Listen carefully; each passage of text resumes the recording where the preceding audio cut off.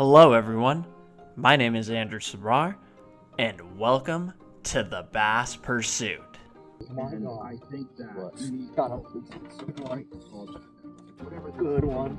In this series, I will be taking you along with me through all of my tournaments in 2025. Now, I am definitely not a perfect angler. No! But every day, both on and off the water, I learn something new in the world of bass fishing. See? That's why I change color, because they eat it like that. And for those of you who truly want to become better bass anglers, I think you could gain a lot of valuable insight from my observations and my mistakes. So whether I have the best tournament of my career or I absolutely fall flat on my face, I want to record it and reflect with all of you guys. Because even though you can't win every tournament you enter, you can most definitely learn something from it. So follow along and enjoy.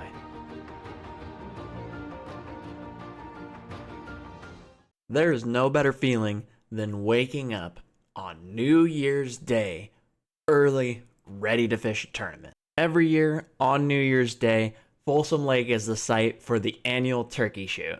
And this tournament always gets a fantastic turnout. I think this year we had 42 boats, and there are some sticks in this group. From local hammers to straight up West Coast beasts. This is a tournament that I look forward to every year because I know the majority of these guys who are fishing this tournament have way more experience both on this lake and just in fishing than I do.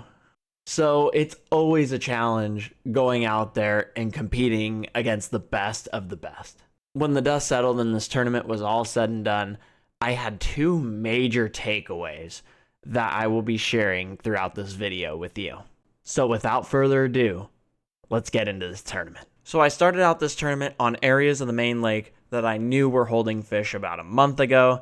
And yes, I know that's not very accurate, up-to-date information, but I hadn't been out there, and typically the main lake is pretty good almost all times of the year. But it was just cast after cast after cast. I went up shallow, I went out deeper to some rock piles and drop-offs that I know about, and nothing seemed to be working. The only thing I had to show for my time on the main lake was one bite on the jig, where unfortunately this happened. No! I moved around spot to spot on the main lake, and I spent probably about 2.5 to 3 hours on the main lake for absolutely nothing. So this takes me into the first major takeaway from this tournament. Location, location, location. You know, knowing that the bite had been pretty good over the last couple weeks, I think I spent far too much time in that main body. You know, I was comfortable there. I was catching fish there a month and a half ago, but things change. And honestly, looking at my graphs, I was not marking a lot of fish either. That should have definitely been my sign to switch things up, to move location, to go find the fish instead of trying to entice one or two fish to bite that might have been in the area. So I did just that. My dad was on his way over. He was going to finish out the rest of the tournament with me. So I made a quick stop on the way up to the ramp, and I ended up finding this guy.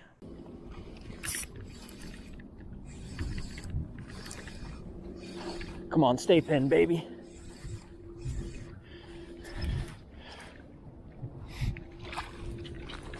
All right, I'll take number one, baby. Let's go. It wasn't a big fish by any means, but the two hardest fish to get in tournament are your first one and your last one. So just having this fish in the box was a huge confidence booster for me. From there, I went and picked up my dad, and we continued to go up north. We fished a really good steep, rocky bank for a good while and couldn't get anything off of it, but we were working up to more of a main lake point and also this very nice mud line. And sure enough, as soon as we got to that point, this happened. Got him. Yep. I'll just let it float up. Yep, that's fine. Come here.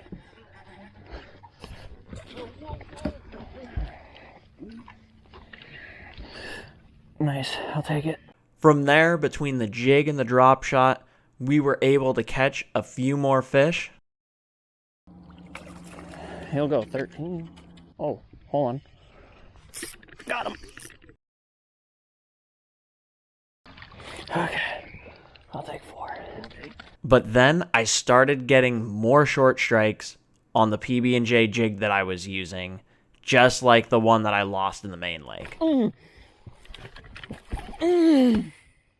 Dang it.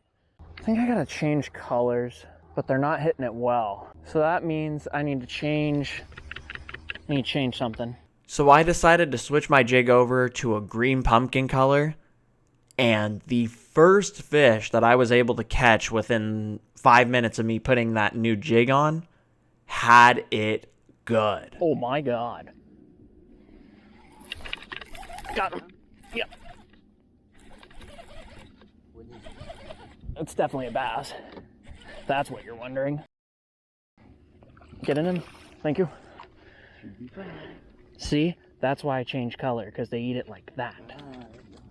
So this leads me to my second takeaway of the day, changing color. Now, this is something that for this new year, I have tried to make a huge focal point for myself, because I feel like I become very reliant on specific colors and or specific techniques to get me the bites that I need. And a perfect example was that PB&J jig that I was throwing early on. Having a couple fish short strike the bait, or they get the bait and they don't get hooked up well, that was kind of my sign that they weren't eating that color especially well. And sure, I caught 1 fish on it, but 1 out of 3 is not good. So switching over to that green pumpkin and seeing that first fish that I caught actually have that bait all the way in its mouth, I knew I had made a crucial change that was going to help my hookup ratio, and in the long run was going to help me catch more and potentially bigger fish. So after making this change, we really tried to build on this pattern, find other areas similar to see if we could find some bigger fish. And unfortunately, we didn't find those true 3 to 4 pounders that I felt like we needed to really have a shot at winning this tournament. However, we did find some more fish. Fish. Yeah.